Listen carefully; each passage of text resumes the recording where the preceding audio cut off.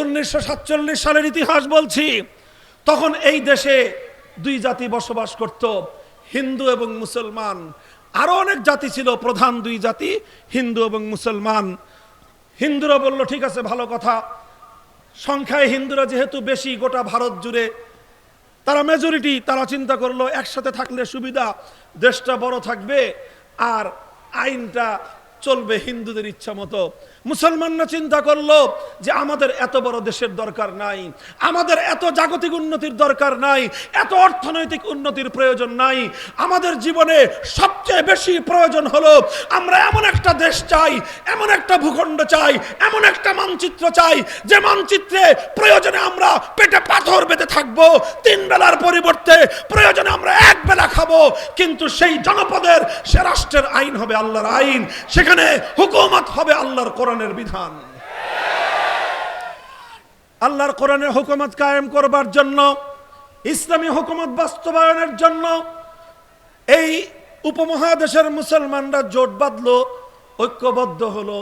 আর মুসলমানরা, অধিকাংশ মুসলমানরা মতামত দিল আমরা মুসলমানদের জন্য আলাদা ভূখণ্ড চাই, এমন একটা ভূখণ্ড চাই যেই ভূখণ্ডে আমরা ইসলামী হুকুমত বাস্তবায়ন করব। কায়েম হলো পাকিস্তান।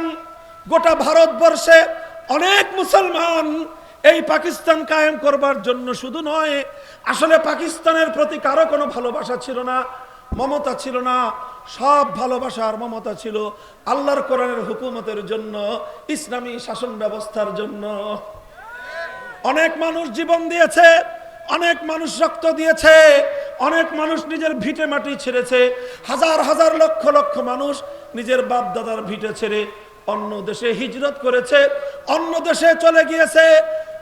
যত মানুষ এই পাক ভারত উপমহাদেশে, পাঞ্জাব, লাহোর, বেলুচিস্তান, খাইবার পাখতুনখোয়া, সীমান্ত প্রদেশ, করাচি থেকে নিয়ে শুরু করে গোটা পশ্চিম পাকিস্তানে অনেক মানুষ আল্লাহর জমিনে আল্লাহর কোরআনী রাজ কায়েম করার জন্য, আল্লাহর কোরআনের হুকুমত বাস্তবায়ন করার জন্য অনেক আত্মত্যাগ করেছে।